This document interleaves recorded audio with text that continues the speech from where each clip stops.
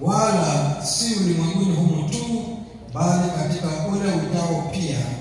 Akavitia vitu vyote chini ya miguu yake, akamweka awe kichwa juu ya vitu vyote kwa ajili ya kanisa, ambalo ndilo mwili wake, ukamilifu wake, anayekamilika kwa vyote katika vyote. Baba, katika jina la Yesu tunaomba, tunaposhiriki neno lako alasiri ya leo, unena mioyo yetu, ujifunue kwetu sisi, tukujue zaidi Yesu, tukujue zaidi siku hii ya leo. Kwa hali ya maisha yetu tukujue. Kila mmoja wetu kuna mambo ambayo anapitia, na wewe ndiwe jibu. Tukikujua Mungu wetu tunapata suluhisho. Tukikufahamu Mungu wetu tunapata suluhisho. Mungu wetu tunahitaji jibu ya maswali yetu ya maisha, na tunakuomba ya kwamba unene nasi kwa kutupa jibu, kila mtu kwa nafasi yake, kwa utukufu wa jina lako. Na ni kwa jina la Yesu Kristo aliye Bwana na mkombozi wetu. Amen. Na naamini ya kwamba kila mmoja wetu kuna kitu ambacho unapambana nacho, unapigana nacho, unabebana nacho, unakumbana nacho katika maisha yako. Lakini nakuja alasiri ya leo kukuambia kumjua Yesu ndiye jibu. Kumjua Yesu ndiye jibu ya mambo yote unayopitia katika maisha. Hakuna mtu ambaye habebi mzigo fulani, lakini katika kubeba huo mzigo wako, nataka kukuhakikishia siku ya leo ya kwamba kama Kristo Yesu atajifunua kwako na umjue, hakika mzigo huo unainuliwa, mzigo huo unaangushwa. Hali ya maisha yako itabadilika kabisa. Na ninaomba ya kwamba niweze kusoma kwa message kwa wale ambao ni wa Kiingereza. Nataka nisome kwa message tu siku ya leo, na inasema kuanzia mstari wa 15.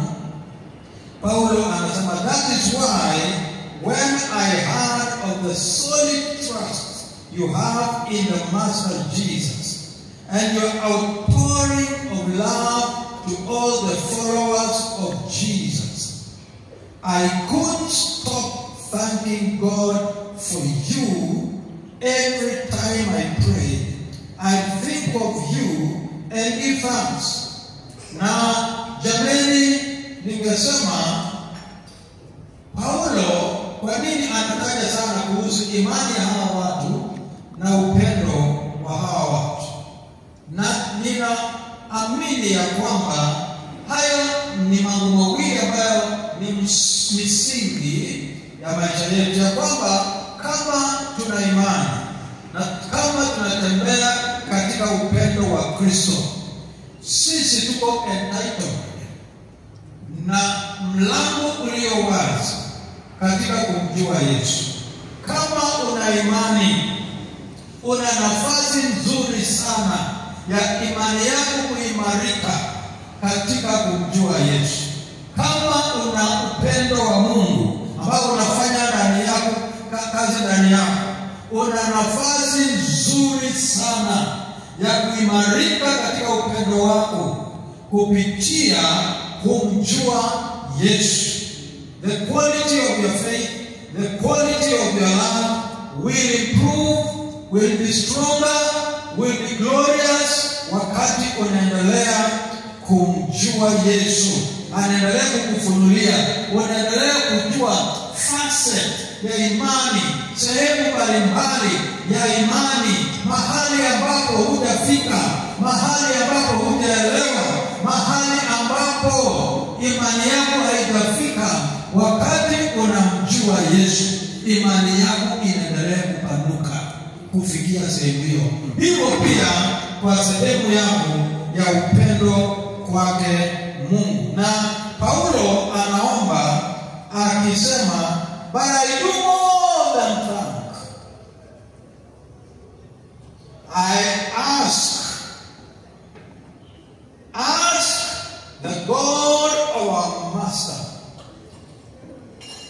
Najua message inatilia emphasis sana na inaongea na emotions, hisia za Paulo vile alikuwa akiandika barua hii, na anasema ask the God of our Master Jesus Christ, the Son of glory, to make you intelligent and discerning in knowing Him personally.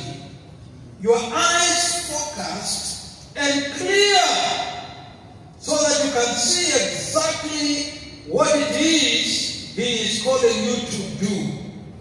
Grasp the immensity of this glorious way of life He has called, He has for His followers. Oh, the utter extravagance of His work in us who trust Him. Endless mercy, endless energy, boundless strength. All these energy issues from Christ. Yani God raised Him from death and set Him on a throne in deep heaven, in charge of running the affairs of the universe. Anataka kukueleza sasa huyu Yesu ni nani. Sijui kama wenye tunashika tunaelewa anaongea kuhusu huyu Yesu. Anajaribu kumpanua kidogo kukuonyesha yeye ni nani. Huyu Yesu, ya kwamba tuweze kugrasp the immensity of His glorious way of life ambayo ametuitia sisi. The utter extravagance of His work in us who trust Him. Endless energy, boundless strength.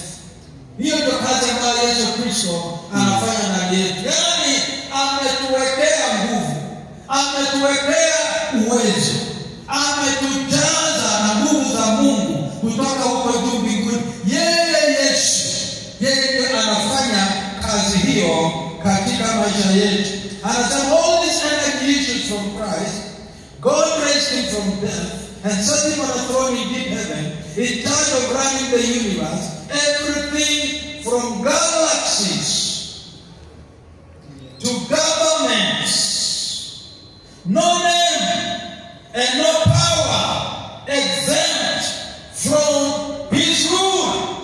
He rules the galaxies, the host of heaven, jeshi la mbinguni, zile bazo zote ziko huko juu na zenye ziko hapa chini, pamoja na serikali zote, ziwe za wanadamu, ziwe za mapepo, ziwe za aina yeyote ile. Hakuna yeye hatawali kwa niaba yetu. Yeye anatawala yote kwa niaba yetu. Anasema ya kwamba and not just for the time being, si kwa sasa hivi, but forever. Milele anatawala. He is in charge of it all, has the final word on everything. At the center of all this, Christ rules the church. Yani wenye wanaketi kwenye sitting room, wenye wanaketi kwenye ikulu, wenye wanaketi kwenye palace, wenye wanatawala pamoja na huyu Yesu ambaye anatawala huko mbinguni na hapa duniani na sehemu yoyote ambapo hakuna mahali amefungiwa, ambapo hawezi kuingia, ambapo kuna mahali ambapo kuna uwezo na mamlaka ambaye yeye hatawali. Yeye anatawala sehemu hizo zote, na wenye wanatawala pamoja na yeye wanaitwa kanisa, wanaitwa watakatifu.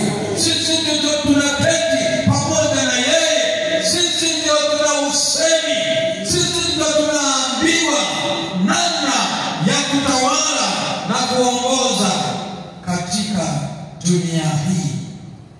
He is in charge of it all. He has the final word on everything. And the center of all this, Christ rules the church. Anasema Hapa ndio inaenda ikiwa mzuri. Inaenda ikiwa mzuri. Abijira yangu inaenda ikiwa mzuri. Inaenda ikiwa mzuri. Inaenda ikiwa mzuri. Inaenda ikiwa mzuri. Anasema emotionally, anasema the church, you see, is not peripheral to the world. The church is not peripheral to the world. Maana yake kanisa haiko tuko kando kando katika mambo yanayotendeka katika dunia. Haiko huko kando kando, haiko huko kwa fence. Haiangalii tu na kushangaa ni nini inatendeka na inatendekaje na tutaingiaje na tutafanyaje. Hawaulizi hayo maswali. Anasema kanisa ndani ya Kristo Yesu is not peripheral. It's not at the periphery. Haiko huko kwa perimeter wall. Haiko huko nje ya fence. Haiangalii mambo ya dunia namna hii. Anasema kupitia huyu Yesu kanisa si peripheral. The world is peripheral to the church. The world is peripheral to the church. Maana yake nini? Ya kwamba dunia hii ndio iko kando kando na kanisa ndio iko katikati. Kanisa ndio inasema. Kanisa ndio inatawala kwa kupitia usemi wa huyu mtu mmoja ambaye anaitwa Yesu Kristo. We call the shots. Waingereza wanasema hivyo, we call the shots. Sisi ndio wenye kusema.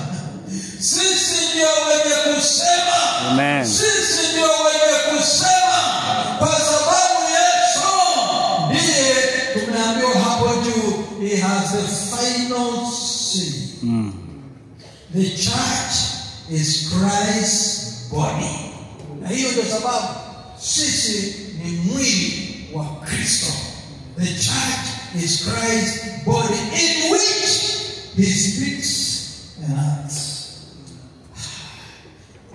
Ni mwili wa Kristo ambayo ndani yake yeye anaongea na kutenda.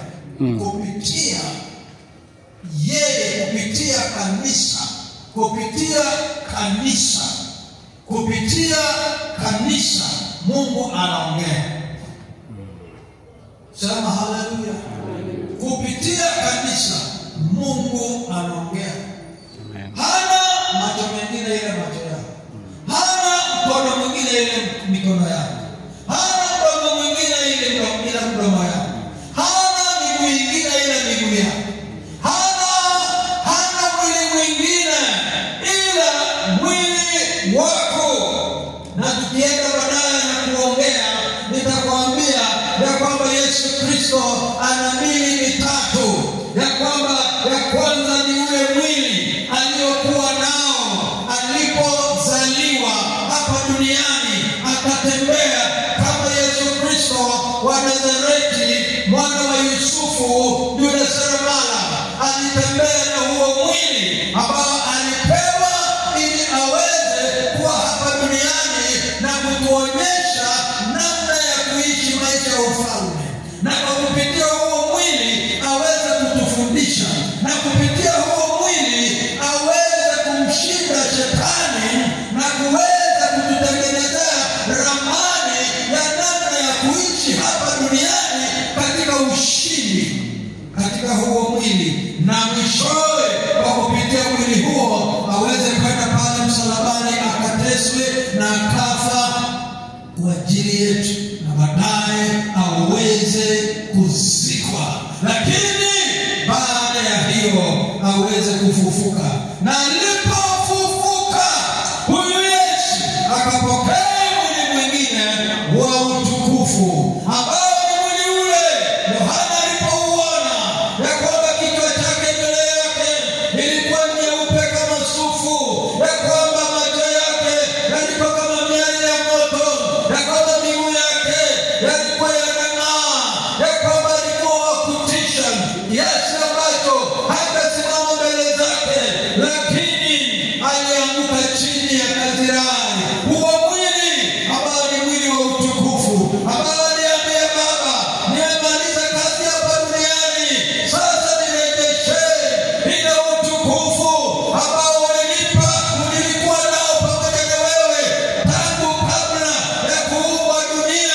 Ule mwili aliokuwa nao, mwili wake Yesu Kristo, mwili wa utukufu, na huo ni mwili alionao mpaka siku ya leo. Lakini zaidi ya hiyo, baada ya yeye kufika juu kwa mbinguni na kuinua kanisa na kuisimamisha na kanisa kujazwa na nguvu na uwezo wa Roho Mtakatifu, basi akajipa mwili wa tatu ambao inaitwa kanisa. Kanisa ndio mwili wa Yesu Kristo hapa duniani. Hapo ndipo anaishi. Unapojazwa na Roho Mtakatifu, huyo ni Yesu. Huyo ni Yesu anaishi ndani yako. Amen. Tunaambiwa mwili yetu ni hekalu ya Roho Mtakatifu. Na hiyo hekalu ya Roho Mtakatifu sasa maana yake ni maskani, ni makao, ni mahali pa kuishi kwa Mungu. Sasa yeye anaishi ndani yetu na tumefanyika kuwa mwili wake. Huyu Yesu, mtu wa ajabu ambaye tunahitaji kumjua, ni kwamba amekuja na anaishi ndani yetu. Na anaishi ndani yetu.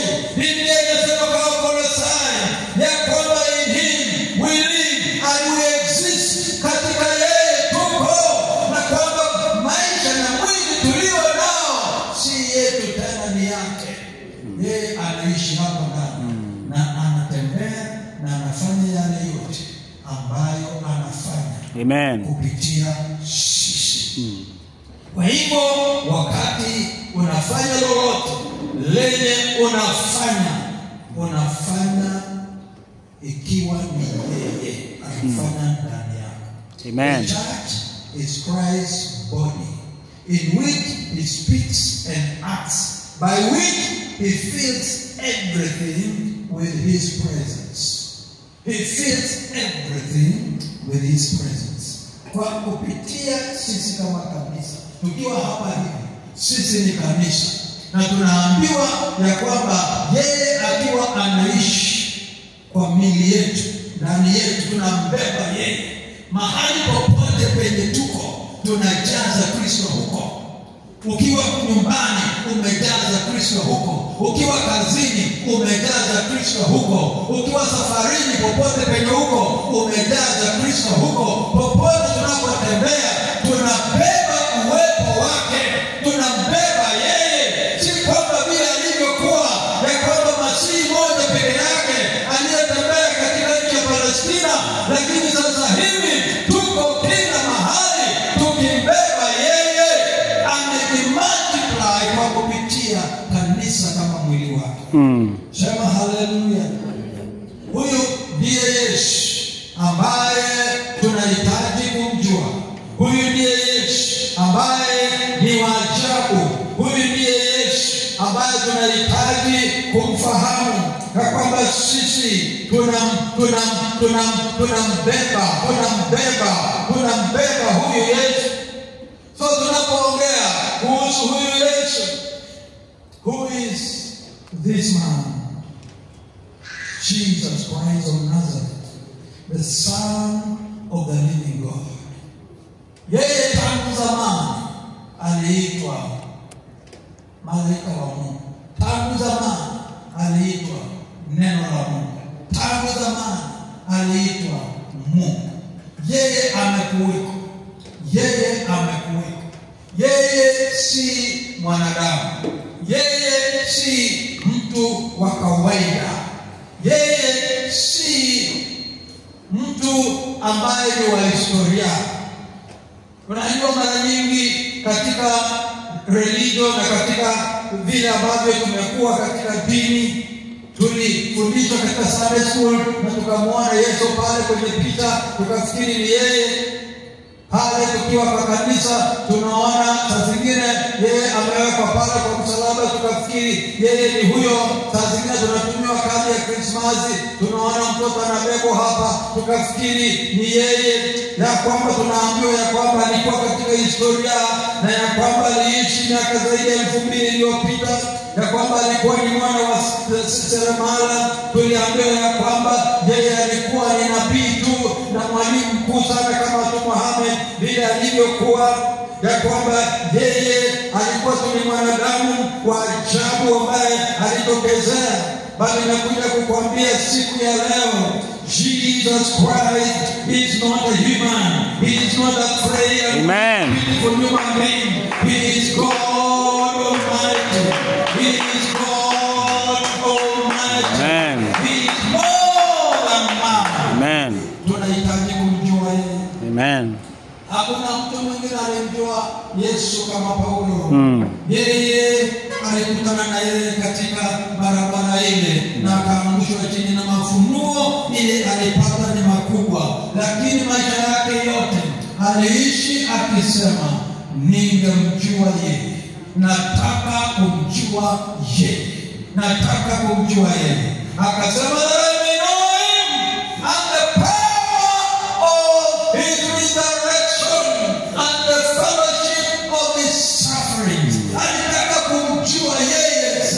anataka kufahamu anaweza kuingizaje hapo, anaweza kuwaje sehemu yake, anaweza kuwaje wa kumbeba. Unapotafuta kumjua Yesu, unatafuta kufanana na yeye. Amen. Unatafuta kubeba uzima wake, kubeba uhai wake, kubeba nguvu zake, kubeba mamlaka yake, kubeba mawazo yake, kubeba nia zake, kubeba makusudi yake. Amen. Unataka kumbeba. Sema haleluya. Amen. Utakapomjua, no wonder Danieli akasema, Amen. wale wamjuao Mungu wao watakuwa hodari na watatenda makubwa. Amen. Utakuwa hodari. Amen. Na wale vijana watatu waliambia Nebukadneza ya kwamba Nebukadneza hatuna haja ya kufanya discussion kwa haya mambo, hatuwezi kuabudu Mungu wako huyu, na tunataka kukuhakikishia ya kwamba yule Mungu tunayemtumikia. Amen. Hallelujah. Kwa sababu alikuwa anatumikia. Amen. Jana ya kwamba njia moja ya kumjua mtu ama kumjua Kristo ni katika kumtumikia, katika kumwabudu, katika kumpa yeye viungo vyetu na hali yetu yote ya maisha. Tunapomtumikia hivyo, tunaendelea kumjua zaidi. Amen. Akasema tunajua ya kwamba anaweza kutuokoa na moto yake. Hallelujah. Ya kwamba unapomjua Mungu kama vile Paulo anasema, for I am persuaded that he who started the work will bring it to completion. Aliyeanzisha hii kazi ataikamilisha. Amen. Ya kwamba huyu simama kwa niaba yake, yeye hakika ataniokoa. Akasema atatuokoa. Lakini inaenda unapomjua, unajua ya kwamba hamwekei katika formula. Hamwekei katika formula, tunajua itaenda hivi na inaenda hivi. Wakamwambia hata hivyo, hata kama hatatuokoa, ujue tu ya kwamba abudu sanamu. Amen. Sema haleluya. Amen. Watu wa aina hiyo wanajua zaidi. Kweli. Wanajua zaidi. They know more. They know more. Wanajua zaidi. Hao watu wa if not. Hao watu wa if not. Hao watu wa if not. Unajua lazima ukimjua Yesu, unaweza kumjua yeye kufika mahali ya kusema atafanya. Na ushikilie hapo. Na hiyo ni kiwango cha kumjua.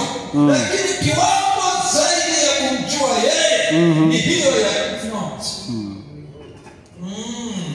If not. Kwa sababu yawezekana asitokelezee wakati unamhitaji,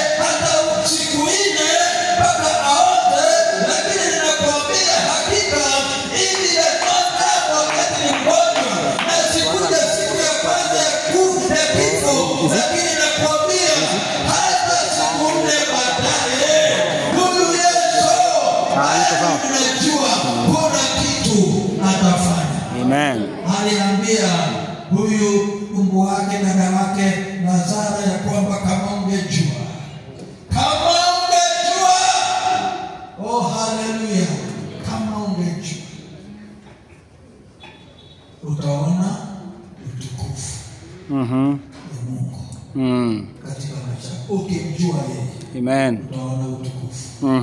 Vijana, they were audacious kwa sababu walimjua Mungu.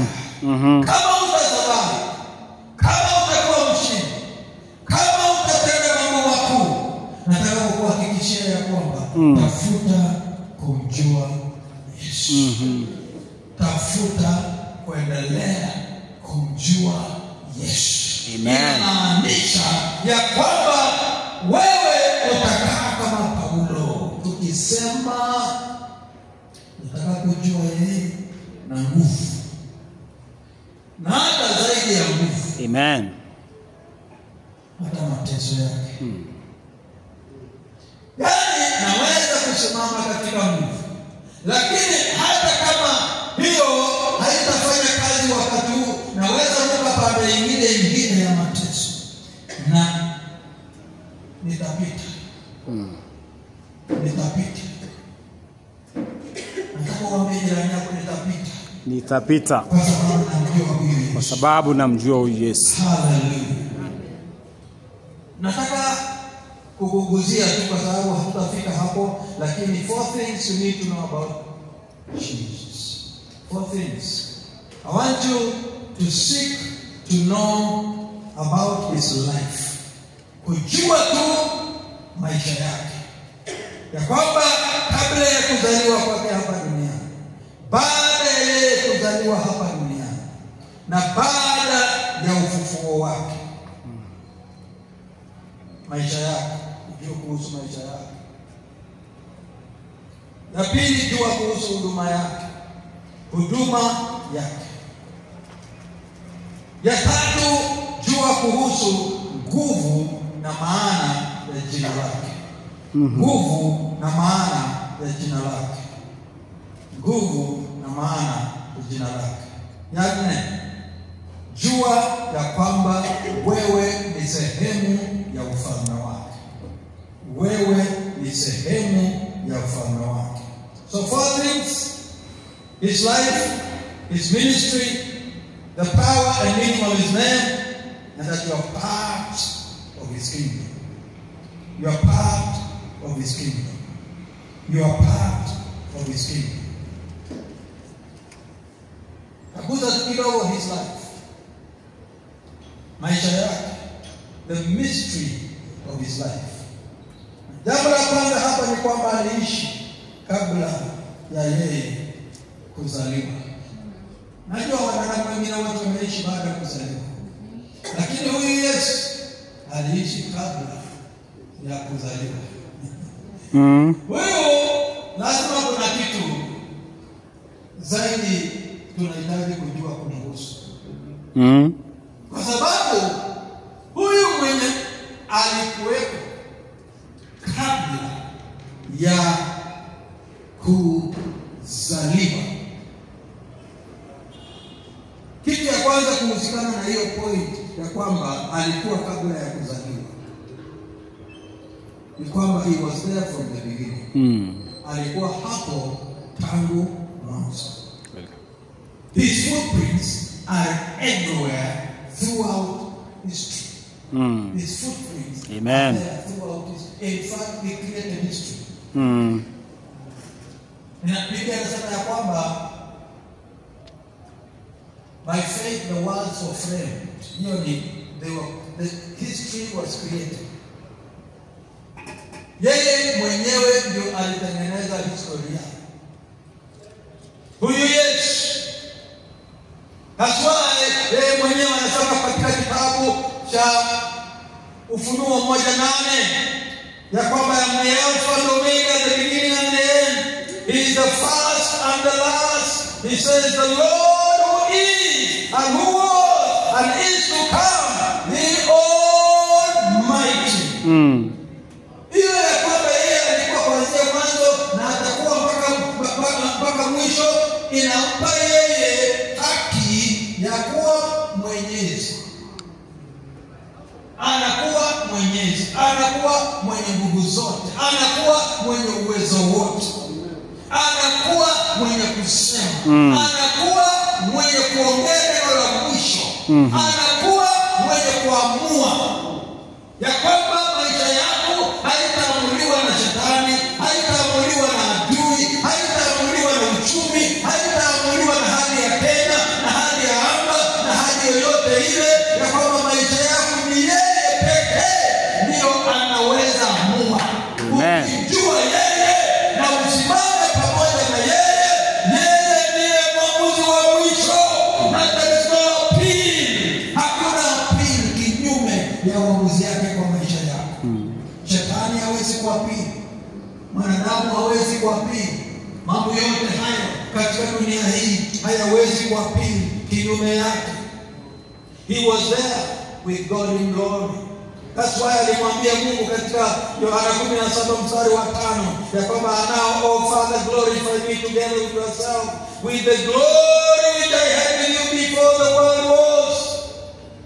Aliambia Wayahudi katika Yohana 8:58 ya kwamba before Abraham was, I am. Kabla ya Abraham kuwepo, mimi niko. Akasema katika Yohana 17 hiyo mstari wa 5 ya kwamba before the foundations of the world I am. Hallelujah. Amen. Kabla ya kuwekwa misingi ya dunia, mimi niko. Jambo la pili kuhusikana na kwamba yeye alikuweko kabla ya kuzaliwa ni kwamba he created all things. He created all things. Aliumba vitu vyote. He was there in the creation of man. Wakati mwanadamu alikuwa anaumbwa, Mungu akisema ya kwamba tuumbe mtu kwa mfano wetu, kwa sura yetu, yeye alikuwa hapo.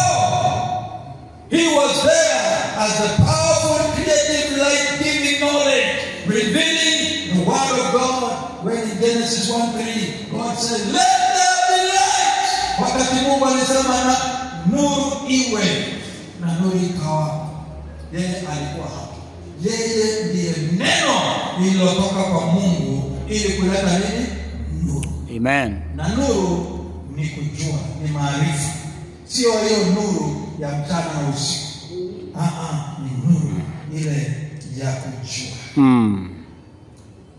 Biblia anasema yeye mwenyewe akisema ya kwamba in the beginning was the word, and the word was with God, and the word was God. Amen. He was in the beginning with God. All things were made through him, and without him nothing was made that was made. Oh, hallelujah. Amen. Hakuna kitu ambacho kiliumbwa ambacho yeye hakuumba. Aliumba vyote. Wakolosai 1:15 endelea ikisema he is the image of the invisible God, the firstborn over all creation. For by him all things were created that are in heaven and that are on earth, visible and invisible, whether thrones or dominions or principalities or powers. All things were created through him and for him. And he is before all things, and in him all things consist, all things all together. And he is the head of the body, the church. He is the head of the body, the church, who is the beginning, the firstborn from the dead, that in all things he may have the preeminence. God say hallelujah. Amen. Number 3, ya kwamba he was there to redeem man after he fell. Alikuwa pale ili kutushikilia wakati tulianguka. Alikuwa pale kuanzia mwanzo. Hajaitwa baadaye, alikuwa pale. Alishuhudia yote ikitendeka. Hata adui shetani akiingilia hali ya mwanadamu, alikuwa pale. He was there wakati Mungu mwenyewe alisema ya kwamba uzao wa mwanamke, alikuwa anaongea kumhusu yeye. Alikuwa pale. Sema hallelujah. Amen. Alikuwa pale wakati ilikaribia wakati wa ukombozi wetu katika Isaya 6:8, na Mungu akauliza ni nani atakayemtuma, nani ataenda kwa niaba yetu? Alikuwa pale kusema mimi niko hapa, unitume niweze kwenda. Alikuwa pale wakati Mungu alisema ndio nitakutuma, na utaenda kwa njia gani? Biblia inasema kwa kitabu cha Waebrania 10:5-7 ya kwamba sacrifice and offering you did not desire, but a body you are prepared for me. In burnt offerings and sacrifices for for sin you have no pleasure. Then I say, behold, I come. In the volume of the book is written on me to do the will of God. Kama niko mahali pale, wakati Mungu alisema utaenda, lakini ikabidi nikupee mwili kama ya mwanadamu. Nikakupea mwili inayofanana na wao wenye wameanguka, ili wewe uweze kwenda na kuwakomboa. Nasema yeye alikuwa mahali pale. Alikuwa mahali pale. Alikuwa mahali pale. Alikuwa mahali pale. Nataka usimame kwenye miguu yako.